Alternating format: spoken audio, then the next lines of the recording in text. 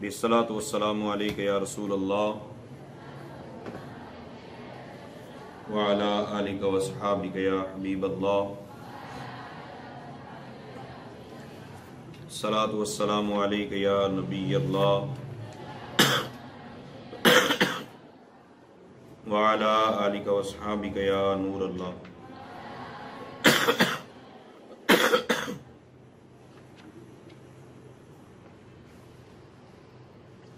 दौरा तफसीरुल कुरान की आज दूसरी क्लास है। पहले पारे के अंदर से जो अकायद इस्लाम के मुतालिक चंद बातें थी वो मियाना रवि के साथ मैंने आपके सामने रखी थी।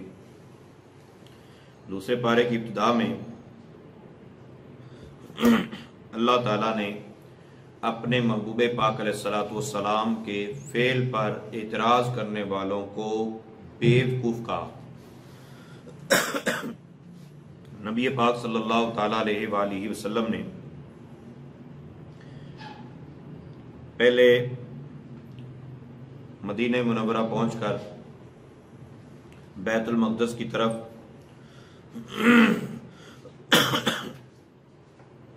मुंह करके नमाज पढ़ी और फिर कुछ अरसा बाद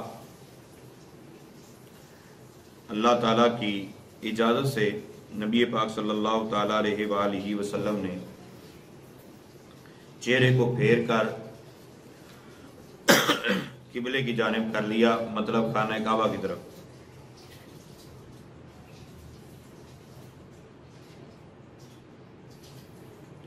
जो शख्स ये ज़हन में रखता है कि नबी के चाहने से कुछ नहीं होता, ये बात ज़हन में रखिए कि बाज़ अहबाब ने उनको गलत फहमी हो गई है और वो ये समझते हैं कि नबी के चाहने से कुछ नहीं होता, सब अल्लाह के चाहने से होता है। तो ये बात बिल्कुल ठीक है कि अल्लाह के चाहने से ही होता है, लेकिन नबी की चाहत अल्लाह की चाहत के खिलाफ नहीं होती। या यूं कह लीजिए कि जब अल्लाह का नबी कुछ चाहता है तो अल्लाह ताला अपने प्यारे की हाजत पूरी कर देता है। क्योंकि बुखारी शरीफ की एक रिवायत है, इन्ना मिन इबादिल्लाहि मन लौ अक़सम अलल्लाहि लअबर्रहु। अल्लाह ताला के कुछ बंदे ऐसे हैं कि अगर वो अल्लाह ताला पर कसम खा लें तो अल्लाह ताला उनकी कसम पूरी फरमा देता है, यानी अल्लाह ताला उनकी ख्वाहिश के मुताबिक ही वो काम कर देता है। तो ये अकीदा कि अल्लाह ताला के नबी के चाहने से अल्लाह ताला वो कुछ कर देता है, ये अकीदा हमारा भी है और यही अकीदा कुरान ने हमें बताया। जो ये समझता है कि ये अकीदा दुरुस्त नहीं है, वो मुझे सिर्फ ये बताए कि क्या कुरान पाक में अल्लाह ताला ने आयत नंबर 144 के अंदर ये नहीं फरमाया, क़द नरा तक़ल्लुब वजहिका फ़िस्समा फ़लनुवल्लियन्नका क़िबलतन तरदाहा। महबूब, हम आपका बार बार आसमान की तरफ निगाह उठाना देख रहे हैं, हम तुम्हें फेर देंगे उस किबला की तरफ जिसकी तरफ तुम चाहते हो, तुम्हारी खुशी है।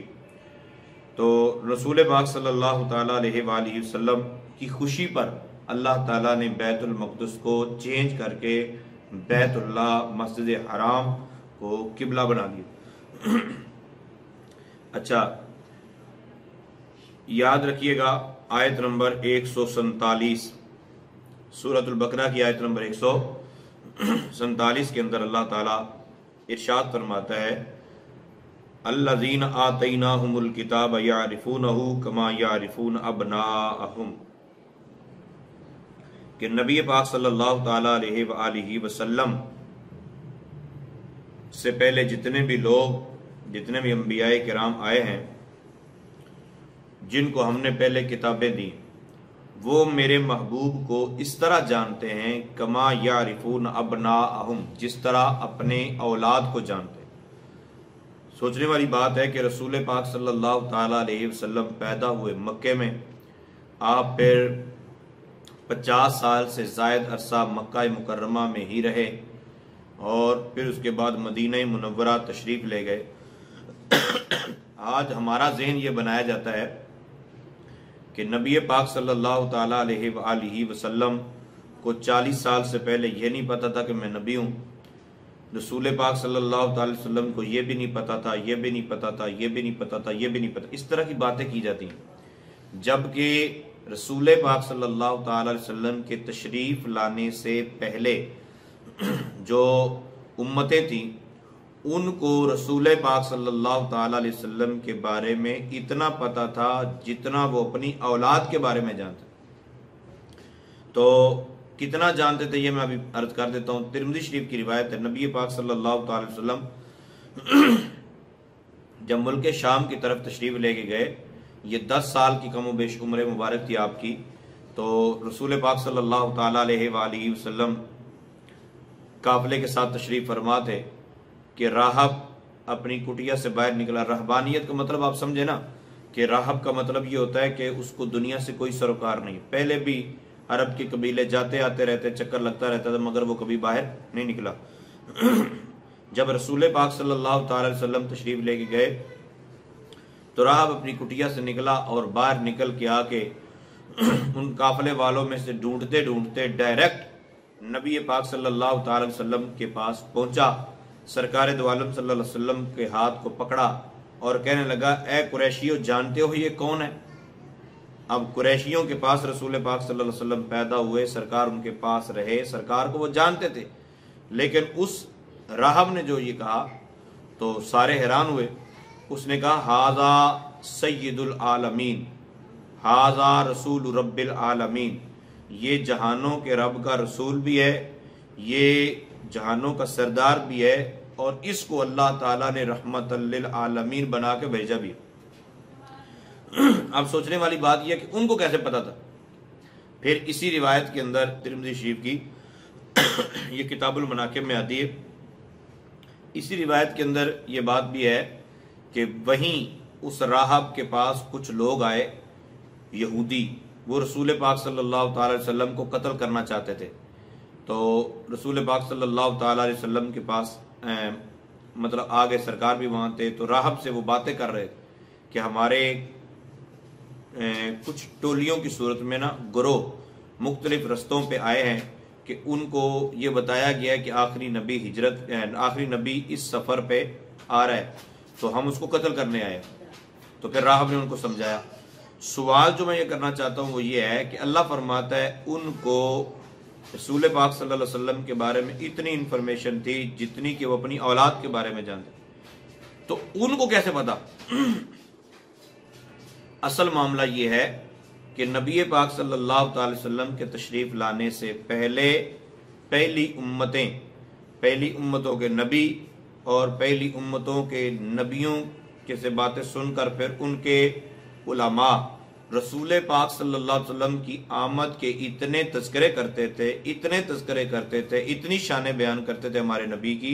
रसूल पाक सल्लल्लाहु अलैहि वसल्लम का आना बयान करते, सरकार दो आलम सल्लल्लाहु अलैहि वसल्लम का मक्के में पैदा होना बयान करते, रसूल पाक सल्लल्लाहु अलैहि वसल्लम के पैदा होने पर जो तारे टूटने उनका जिक्र करते, नबी पाक सल्लल्लाहु अलैहि वसल्लम की जहाँ हिजरत होकर सरकार ने तशरीफ लाना था उस जगह के तज़किरे करते, नबी पाक सल्लल्लाहु अलैहि वसल्लम की मोहर नबुव्वत का जिक्र करते, रसूल पाक सल्लल्लाहु अलैहि वसल्लम के चाल ढाल का जिक्र करते, नबी पाक सल्लल्लाहु अलैहि वसल्लम के चेहरे का जिक्र करते, नबी पाक सल्लल्लाहु अलैहि वसल्लम के कबीले का जिक्र करते।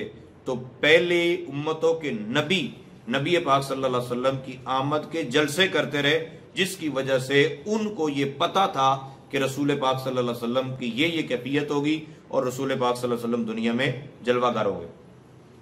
अब पहली उम्मतें तो नमाज रोजे के अलावा अपनी इबादत के अलावा आमिना के लाल सल्लल्लाहु अलैहि वसल्लम के तज़किरे करें, और इतने तज़किरे करें कि उनमें से हर एक को रसूल पाक सल्लल्लाहु अलैहि वसल्लम के बारे में इतनी इंफॉर्मेशन पहुंच जाए, पहली किताबों के अंदर सरकार का इतना ज़िक्र हो कि जिस तरह कोई बंदा अपनी औलाद को जानता, इस तरह सरकार को जानने लग गए।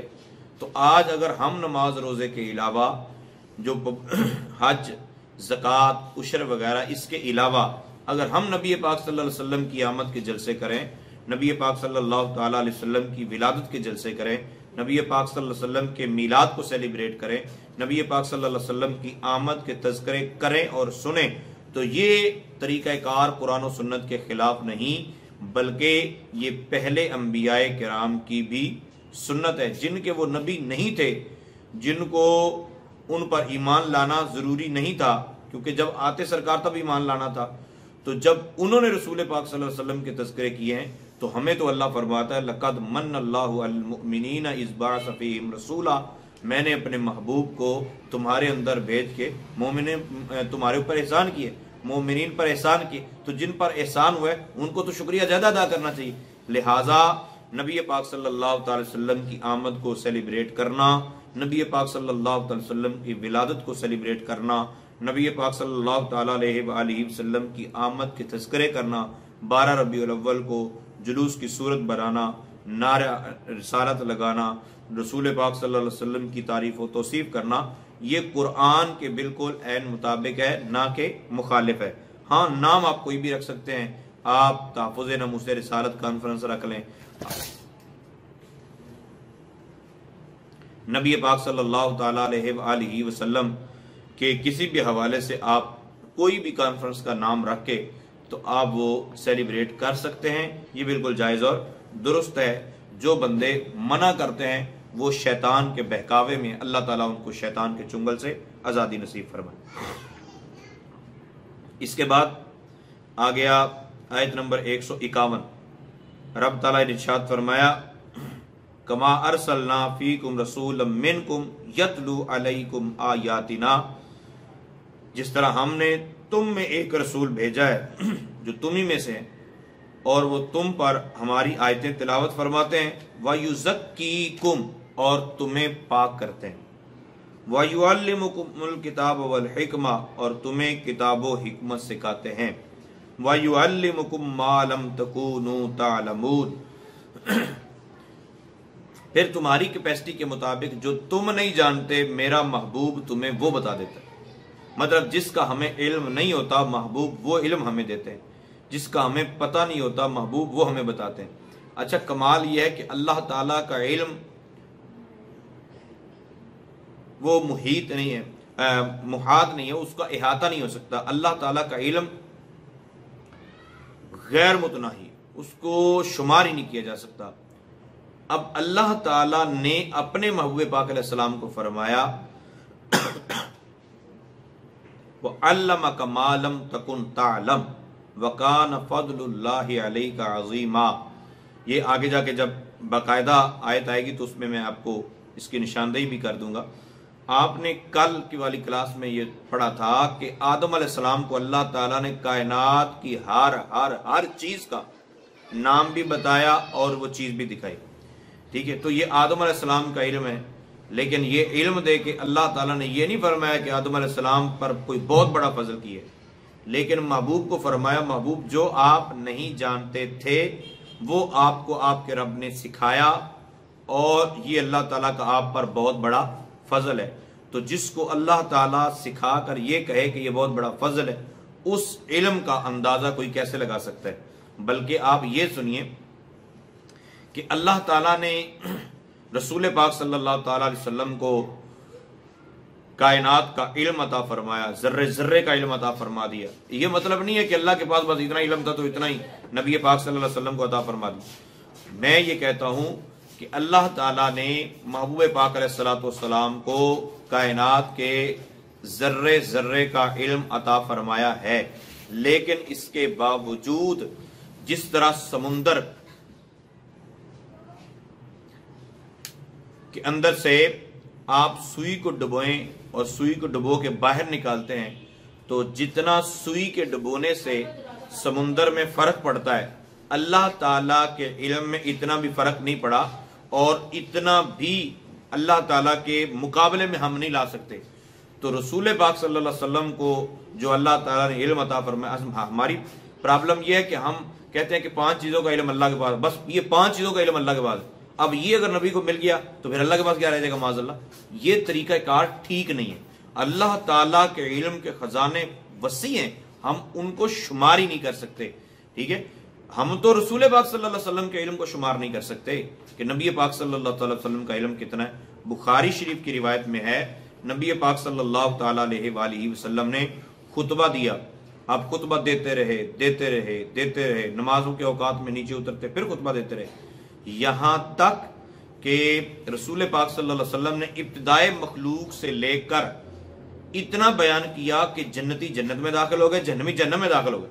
यानी ये रसूल पाक सल्लल्लाहु ताला अलैहि वसल्लम ने बता दिया, बयान कर दिया। तो जब नबी पाक सल्लल्लाहु ताला अलैहि वसल्लम के इल्म का ये कमाल है, ठीक है, तो अल्लाह ताला के इल्म का कमाल क्या होगा? अल्लाह ताला के इल्म का कोई अंदाजा कैसे लगा सकता है? नबी पाक सल्लल्लाहु ताला अलैहि वसल्लम को फिर जो अल्लाह ताला ने इल्म अता फरमाया, फिर वो आगे मेरे आका सल्लल्लाहु ताला अलैहि वसल्लम ने अपने गुलामों को उनकी कैफियत के मुताबिक अता फरमाया कि जिसको जितनी हैसियत थी। अबू हुरैरा रज़ी अल्लाह ताला अन्हु से रिवायत है, बुखारी की रिवायत में है कि आपने फरमाया कि सरकार दो आलम सल्लल्लाहु ताला अलैहि वसल्लम से मुझे इल्म के 2 बर्तन मिले। एक बर्तन वो जो मैंने तुम तक पहुंचा दिए, दूसरा बर्तन इल्म का ऐसा अता फरमाया सरकार ने, ऐसे रुमूज़ो औकाफ, मतलब ऐसे बयान फरमाए, बास जगहों पे तो खामोशी जरूरी है, ऐसे ऐसे राज सरकार ने अता फरमाया, अगर मैं तुम्हें बता दूं तो तुम मेरी गर्दन उड़ा दो। तो वयुअल्लिमुकुम मा लम तकूनु तालमून, जो तुम नहीं जानते थे वो अल्लाह ताला के हबीब ने तुम्हें बता दिया। तो अल्लाह ताला ने महबूब को इल्म गैब अता फरमाया और बहुत सारे उलूम अता फरमाए, और महबूब पाक अलैहिस्सलाम ने फिर अल्लाह की अता से ये खजाने आगे भी तकसीम फरमाए। इसके बाद आयत नंबर 153 में पहले भी बात गुजर चुकी है, या अय्युहल्लज़ीना आमनुस्तईनु बिस्सब्रि वस्सलाह, ऐ ईमान वालो सब्र और नमाज से मदद चाहो। अब सब्र भी खुदा नहीं है और नमाज भी खुदा नहीं है, मगर इनसे मदद मांगने का हुक्म है। तो गैर अल्लाह से मदद मांगना अगर शिरक होता तो ये बात अल्लाह ताला इरशाद ना फरमाता। हाँ, गैर अल्लाह से मदद मांगना उस वक्त शिरक है जब उसको खुदा समझकर मांगी जाए। फिर अल्लाह ताला ने 154 नंबर आयत में इरशाद फरमाया, वला तक़ूलू लिमन युक़तलु फ़ी सबीलिल्लाहि अमवात, जो अल्लाह की राह में कत्ल किए जाएं उनको मुर्दा ना कहो, बल अहयाउम वलाकिन ला तशऊरून, बल्कि वो जिंदा हैं, हाँ तुम्हें उनकी खबर नहीं। अच्छा, हैरत वाली बात यह है कि इस आयत को पढ़कर बाज लोग सैयदना उमर फारूक रज़ी अल्लाह ताला अन्हु को जिंदा मान लेते हैं, उस्मान गनी रज़ी अल्लाह ताला अन्हु को जिंदा मान लेते हैं, हजरत मौला अली मुश्किल कुशार रज़ी अल्लाह ताला अन्हु को जिंदा मान लेते हैं, इमाम हसन हुसैन रज़ी अल्लाह ताला अन्हुमा को जिंदा मान लेते हैं। लेकिन उन्हीं की आका जिनके ऊपर अपनी जान का नजराना पेश करके वो शहादत का रुतबा पा गए और जिंदगी पा गए, यानी उनको मुर्दा कहने की इजाजत नहीं है। उन आका सल्लल्लाहु अलैहि वसल्लम के बारे में हर बंदा ही उठ के बोलता है, फौत हो गए, मर गए जी, माज़अल्लाह, फौत हो गए जी, फौत हो गए। तो मेरे प्यारे, मौत तो आई, अंबिया को भी अजल आनी है, मौत आती है, हालत मौत से वो गुजरते हैं। लेकिन जिस तरह हम जिंदा को दफन नहीं करते, शहीद को हम दफन कर देते हैं क्योंकि वो फौत हो चुका है, ठीक है। जिस तरह बाकी मामलात में जिस रसूल पाक सल्लल्लाहु अलैहि वसल्लम अगर जिंदा हैं तो जी फिर आप मुसल्ला इमामत पर क्यों खड़े होते हैं, नबी पाक सल्लल्लाहु अलैहि वसल्लम अगर जिंदा हैं तो फिर ये क्यों होता है, फिर वो क्यों होता है। तो शहीद के साथ भी सारे मामलात इस तरह ही होते हैं। हालांकि शहीद की जिंदगी से बेहतर जिंदगी नबी पाक सल्लल्लाहु अलैहि वसल्लम की है। शहीद की बीवी उसकी वफात के बाद, उसकी शहादत के बाद आगे शादी कर सकती, नबी पाक सल्लल्लाहु अलैहि वसल्लम की अज़वाज को यह भी इजाजत नहीं थी। तो कम अज कम जो शहीद है उसको मुर्दा कहना मना है। ऐसे ही एक एतबार से रसूल पाक सल्लल्लाहु अलैहि वसल्लम भी शहीद हैं, उनको भी मुर्दा कहने की इजाजत नहीं, क्योंकि बुखारी की रिवायत में है नबी पाक सल्लल्लाहु अलैहि वसल्लम का जब विसाल होने लगा तो हजरत आयशा सिद्दीक़ा रज़ी अल्लाह तआला अन्हा को सरकार ने फरमाया, ऐ आयशा, मैंने खैबर के मकाम पर जो जहर आलूद गोश्त का टुकड़ा खाया था उसकी तकलीफ मैं हर साल महसूस करता रहा हूँ, और आज उसी खैबर के मकाम पर जहर आलूद गोश्त का टुकड़ा खाने की वजह से मैं इस दुनिया से रुखसत हो रहा हूँ।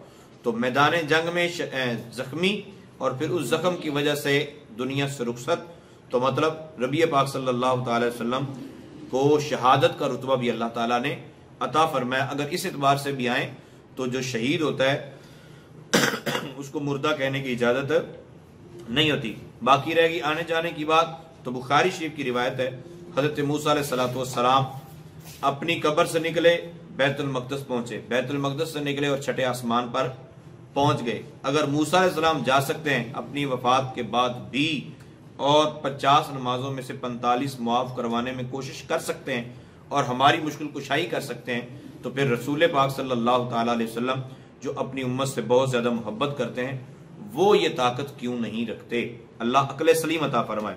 तो आप ये भी समझ गए कि शहीदों को मुर्दा कहने की इजाजत नहीं। यहां भी बाद लोगों का बहाना होता है, नहीं वो फौत तो हो चुके हैं ना, लेकिन वो अल्लाह के पास जिंदा है। भाई कहीं भी जिंदा है, मुर्दा तो नहीं कह सकते ना।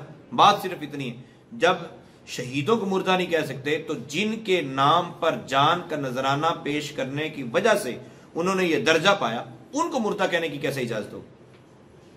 क्या किसी सहाबी ने रसूल पाक सल्लल्लाहु अलैहि वसल्लम को मुर्दा मुर्दा मुर्दा कहकर तारफ करवाया? कोई कह सकता है जी बुखारी शरीफ की रिवायत है, हज़रत अबू बकर सिद्दीक़ रज़ी अल्लाह तआला ने इरशाद फरमाया फ़इन्न मुहम्मदन क़द मात। तो इस पूरी रिवायत को पढ़े, मैं याबुद मोहम्मद, जो रसूल पाक सल्लल्लाहु अलैहि वसल्लम की इबादत करता था वो ये ज़हन में रखे कि नबी पाक सल्लल्लाहु अलैहि वसल्लम की वफात होगी, क्योंकि खुदा की वफात नहीं होती, माबूद की वफात नहीं होती। तो रसूल पाक सल्लल्लाहु अलैहि वसल्लम माबूद नहीं है, जो माबूद समझता है उसको फरमाया कि वो फौत हो गए, वगरना तो अबू बकर सिद्दीक़ रज़ी अल्लाह तआला ने इसके बाद कभी नहीं फरमाया कि मोहम्मद अरबी फौत हो गए, सरकार फौत हो गए, नबी मार के मिट्टी में मिल गए, माज़अल्लाह सुम्मा माज़अल्लाह। तो जिस तरह पीछे मैंने अर्ज किया था कि हमें अकीदा सहाबा जैसा रखना है।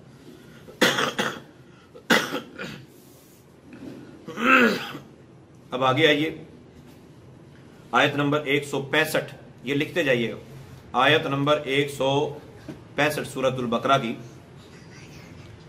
हम बैठे होते हैं तो कोई आगे कहता है जी देखो अल्लाह ताला ने फरमाया कि सारा इल्म गैब अल्लाह ही के पास है, इल्म गैब अल्लाह के अलावा कोई नहीं जानता, अल्लाह ही इल्म गैब जानता है, तो अल्लाह के अलावा किसी के पास कुछ नहीं है, तो तुम क्यों इधर उधर भाग रहे हो, ये कर रहे हो, वो इस तरह की बातें करते हैं। तो ऐसे बीमार का इलाज करने के लिए आपको एक आयत बता रहा हूं, उससे पूछिए कि क्या आपके पास ये ताकत है कि 1 किलो का वजन आप उठा लें? बोले हाँ 1 किलो का वजन मैं उठा सकता हूं। उसको पूछिए कि आपके पास ये ताकत है कि आप कुव्वत रखते हैं, कि आपके पास कोई कुव्वत है, मतलब गाड़ी चलाने की, कोई सामान उठाने की, आने जाने की कोई कुव्वत है? बोलेगा हाँ। उससे कहिए ये भी शिरक है, तेरे पास कुव्वत हो ही नहीं सकती, क्योंकि कुरान का इरशाद गिरामी है सूरतुल बकरा की आयत नंबर 165, अल्लाह फरमाता है अन्नल कुव्वत लिल्लाहि जमीआ, सारी की सारी ताकतें अल्लाह की, सारी ताकतें। अन्ना ताकीद के लिए, अल कुव्वत पे अलिफ लाम है, सारी कुव्वतें, लिल्लाहि अल्लाह के लिए, जमीआ फिर ताकीद आ गई, मतलब सारी कुव्वतें अल्लाह के लिए। तो तेरे पास कुव्वत कहां से आ गई? वो नहीं मेरी कुव्वत का मतलब ये, उनको मतलब छोड़ो। जब आयत में आ गया कि अल्लाह के पास इल्म गैब है, तो तुमने साबित कर दिया अल्लाह के अलावा किसी के पास नहीं, तो फिर अल्लाह ने फरमा दिया कि सारी कुव्वतें मेरे पास है, तो तू भी, तेरे पास भी कुव्वत नहीं है, ना कुव्वत मर्दाना है ना कोई और कुव्वत है, तेरे पास कुव्वत हो ही नहीं सकती, क्योंकि कुव्वतें सारी की सारी अल्लाह के पास है। तो इंशाल्लाह तबीयत उसकी थोड़ी देर में साफ हो जाएगी। वो बोलेगा नहीं इसका मतलब ये है कि अल्लाह ताला ने मुझे दी है ना जी, अल्लाह के पास है तो अल्लाह ने मुझे दी।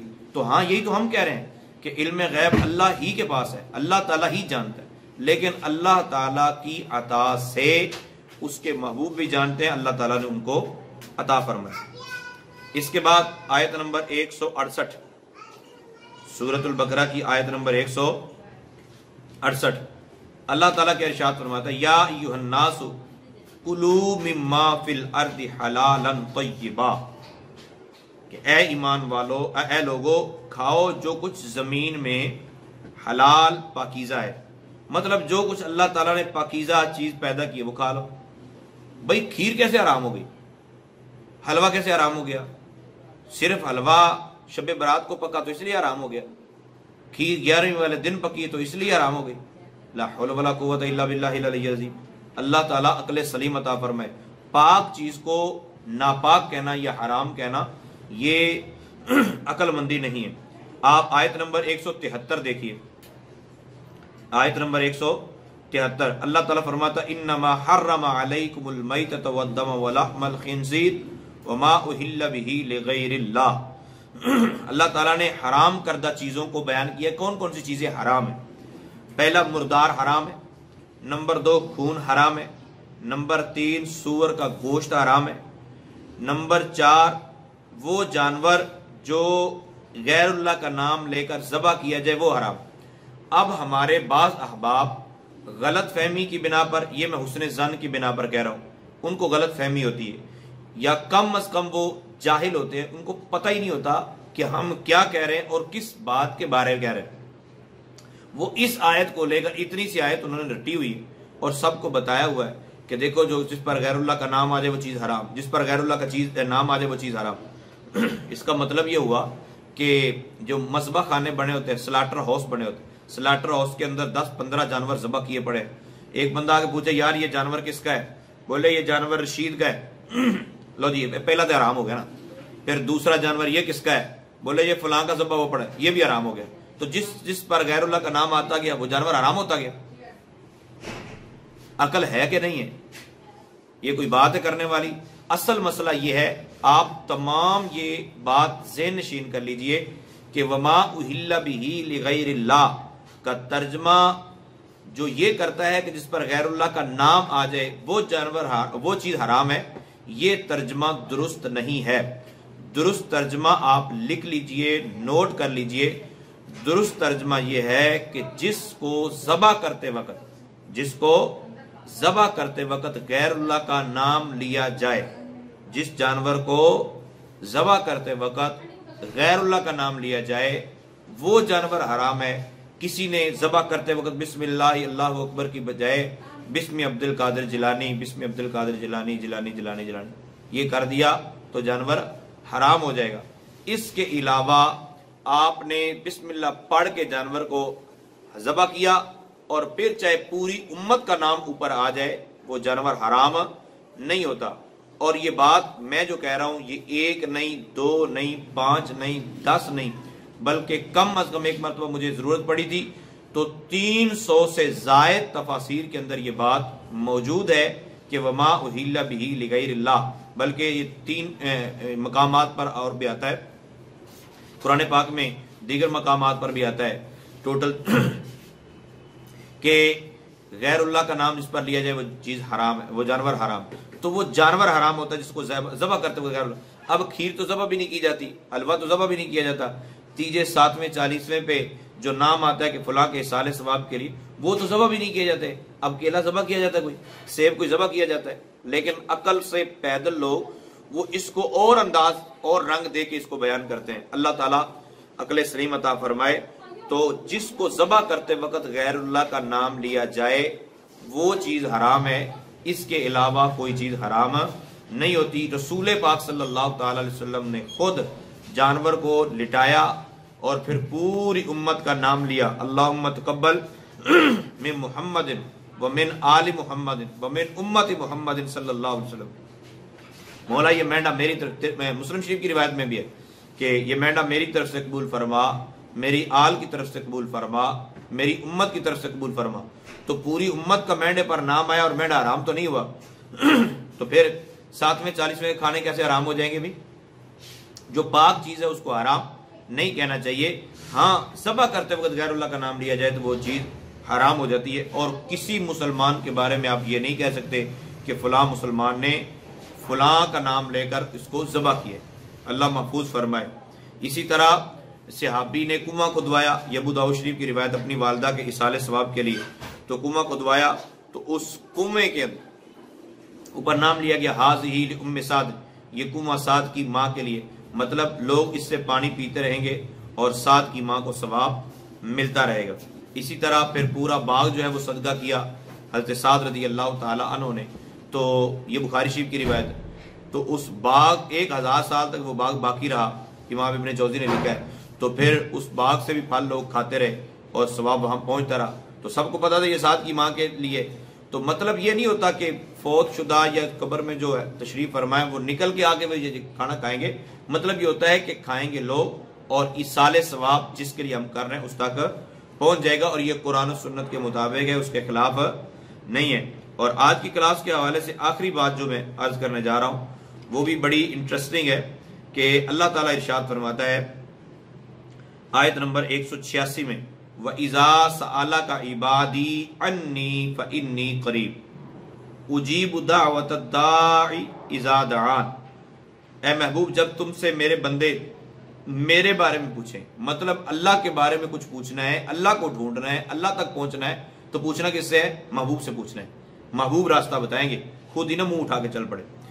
तो महबूब मेरे बारे में बता दीजिए कि मैं बहुत करीब हूं, दुआ कबूल करता हूं पुकारने वाले की जब वो मुझे पुकारे, जब भी वो मुझे पुकारे। फल यस्तजीबू ली, तो उन्हें चाहिए कि मेरा हुक्म माने, वल युमिनू बी, और मुझ पर ईमान लाएं, लअल्लहुम यरशुदून, ताकि वो हिदायत पा जाएं। अच्छा, अल्लाह ताला दुआ कबूल करता है, ये बात ज़हन में बिठा लीजिए। अल्लाह ताला का दरवाज़ा कभी बंद नहीं हुआ, अल्लाह ताला हर वक्त हर एक की दुआ कबूल करता है। ये फड्डा तो हम सुनते रहे, बात शैतान के चुंगल में फंसे लोगों का कि नबी सुनते नहीं है, नबी से नहीं मांगना चाहिए, नबी को पता नहीं चलता माज़अल्लाह। लेकिन अब ये भी सिलसिला चल निकला भी अल्लाह ताला के लिए भी कोई स्पेसिफिक टाइम है, अल्लाह ताला फलां वक्त सुनता है, फलां वक्त नहीं सुनता। मिसाल के तौर पे वो कहते हैं कि अल्लाह ताला नमाज के अंदर दुआ मांग लो तो सुनता है, लेकिन नमाज के फौरन बाद अगर अकेले अकेले, बात कहते हैं अकेले अकेले मांग लो तो सुनता है, अगर हाथ उठा के मांगो तो फिर नहीं सुनता। ठीक है, या फिर यह है कि इकट्ठे होके मांगो तो फिर अल्लाह ताला कबूल नहीं करता। ये अजीब बात है भाई, अल्लाह ताला सारे लोग इकट्ठे होके मांगे तब भी सुनता है, नमाज के बाद मांगो तब भी सुनता है, नमाज के अंदर मांगो तब भी सुनता है। वो कहते हैं नमाज जनाजा के अंदर 50 दुआएं मांग लो, अल्लाह ताला सुन रहा है, लेकिन नमाज जनाजा जैसे ही सलाम फिर जाएगा अब अल्लाह नहीं सुनता, अब अल्लाह किसी कबूल नहीं करता। ये अकल से मावरा बातें। हमारा रब हर वक्त सुनता है, वो हर पल सुनता है, जिस वक्त भी पुकारो तब सुनता है, वो दिन को भी सुनता है, वो रात को भी सुनता है, वो नमाज के अंदर भी सुनता है, वो नमाज के बाहर भी सुनता है, वो नमाज जनाजा के अंदर भी सुनता है, वो नमाज जनाजा के बाहर भी सुनता है, वो शब्बे बरात को पुकारो तब भी सुनता है, वो शब्बे मेराज को पुकारो तब भी सुनता है, वो रमजान मुबारक की रातों को पुकारो तब भी सुनता है, वो 27वीं को पुकारो तब भी सुनता है, वो कुरान और सुन्नत कॉन्फ्रेंस के अंदर पुकारो तब भी सुनता है, वो जश्न ईद मिलादुन नबी सल्लल्लाहु अलैहि वसल्लम की महफिल में पुकारो तब भी सुनता है। अल्लाह ताला हर एक की सुनता है। तो फिर ये अकीदा रखना कि फलां वक्त फलां जो दुआ कर रहा है ये दुरुस्त नहीं है, ये साबित नहीं। भाई हमने अपने रब से मांगना है, तुम्हें क्या मसला है? सरकार दो आलम सल्लल्लाहु अलैहि वसल्लम फरमाते हैं अद्दुआ हुवल इबादा, दुआ इबादत है। इसकी भी आगे मैं बाकायदा कल वाली क्लास में लेके आऊंगा कि दुआ इबादत कब होती, जब अल्लाह से मांगी जाए दुआ इबादत है।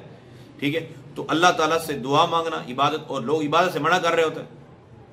अल्लाह ताला से मांगना, रसूल पाक सल्लल्लाहु अलैहि वसल्लम का फरमान है, जो ये चाहता है कि मेरी मुश्किल वक्त में दुआएं कबूल हो, उसको चाहिए कि वो आसानी के हालात में अल्लाह ताला से मांगता रहे। जब बंदा आसानी के हालत में अल्लाह ताला से मांगता रहेगा, मुश्किल औकात में अल्लाह ताला फिर उसकी दुआ कबूल करेगा। फिर नबी पाक सल्लल्लाहु अलैहि वसल्लम हर नमाज के बाद दुआ मांगते थे, और सरकार का दूसरा फरमान ये है, नबी पाक सल्लल्लाहु अलैहि वसल्लम ने फरमाया, अल्लाह ताला हया फरमाता है कि कोई मेरी बारगाह में हाथ उठाए और फिर मैं उसके हाथ खाली लौटा दूं। तो जब दुआ मांगना साबित है नमाज के बाद, और फिर नबी पाक सल्लल्लाहु अलैहि वसल्लम की ये सुन्नत भी है कि हाथ उठाना, तो इन दो रिवायतों पर अमल करके अगर कोई नमाज जनाजा के बाद या वैसे नमाज के बाद हाथ उठा के दुआ मांग लेते तो इसमें कौन सी बात? अगर किसी का ज़हन ये है कि जब नबी ने नहीं मांगी तो हमें क्या क्यों मांगनी चाहिए, तो फिर रसूल पाक सल्लल्लाहु अलैहि वसल्लम ने तो कभी भी टाइम मुकर्रर करके पांचों नमाजें नहीं पढ़ाई। हमारे यहाँ हर मसलक वाला हर जगह पे हर मस्जिद के अंदर टाइम फिक्स है कि फलां वक्त में जोहर होगी, फलां वक्त में असर होगी, फलां वक्त में मगरिब होगी, फलां में ईशा होगी। तो टाइम फिक्स करना बंद कर दें, क्योंकि सरकार ने जब नहीं किया तो जिस वक्त इमाम साहब आए, यहाँ तो कयामत आ जाती है, इमाम लेट हो जाए, तो जिस वक्त इमाम साहब आए उस वक्त सारा कर लेंगे सब मामला। लेकिन तबीयत असल में यह है कि जो हम करते हैं, बाज अहबाब का ये ज़हन बन चुका है, जो हम करते हैं वो ठीक, जो दूसरा करता है वो गलत। उससे पूछो कि ये कहाँ लिखा है, ये कहाँ लिखा है, ये कहाँ लिखा है, ये कहाँ लिखा है। किसी ने सबज इमामा पहन लिया, उससे पूछो ये कहाँ लिखा है। किसी ने फला रंग का इमामा पहन लिया, पूछो कहाँ लिखा है। किसी ने जनाब कमीज को 2 जेबें लगवा ली, पूछो जी कहाँ लिखा है। फला बंदा जनाब महफिल मिलाद कर रहा है तो पूछो कहाँ लिखा है। अगर उससे ये सवाल किया जाए आपने लाल रुमाल पहन लिया, ये कहाँ लिखा है, बोलो ये तो बात छोड़ो ना। उससे पूछो कुरान और सुन्नत कॉन्फ्रेंस तुम करवा रहे हो, ये कहाँ लिखा है, बोलो ये छोड़ो ना। मस्जिद के अंदर 5 अजानें पढ़ी जा रही हैं, ये कौन से सहाबी की सुन्नत है? सरकार दो आलम सल्लल्लाहु अलैहि वसल्लम के जमाने में पढ़ी जाती थी, बोलो ये छोड़ो ना, क्योंकि ये हम करते हैं, हमसे मत पूछो, अपना बताओ। तो ये फिरका वरीयत को हवा देने वाले लोग हैं। अल्लाह ताला हमें मसलक एतदाल, मसलक अहले सुन्नत के मामलात को समझने की तौफीक अता फरमाए और अकायद इस्लाम को अच्छे तरीके से असबर करके दूसरों तक पहुंचाने की तौफीक अता फरमाए। आमीन बिजाहिन नबी अमीन। अल्लाहुम्मा सल्ली अला सय्यिदना व मौलाना मुहम्मद मुबारक वसल्लम वसल्लि अलैहि रब्बना तक़ब्बल मिन्ना इन्नका अंतस समीउल अलीम व तुब अलैना इन्नका अंतत तव्वाबुर रहीम। इलाहुल आलमीन नबी पाक सल्लल्लाहु तआला अलैहि व आलिहि वसल्लम की इज्जत अज़मत का सदका हमने जो कुछ सुना इसे सही तौर पर समझ करके अमल करके मौला करीम दूसरों तक पहुँचाने की तौफीक अता फरमा, परेशानियाँ दूर फरमा। जितने भी तालिबात इस कोर्स के अंदर शरीक हैं मौला करीम तमाम को मेरे दराज खैर अता फरमा, लंबी नेकी वाले से तंदुरुस्ती वाली ज़िंदगी नसीब फरमा, अहलो इयाल की खैर फरमा। सल्लल्लाहु तआला अला हबीबिही खैर खल्क़िही मुहम्मद व आलिहि व सहाबिही अजमईन।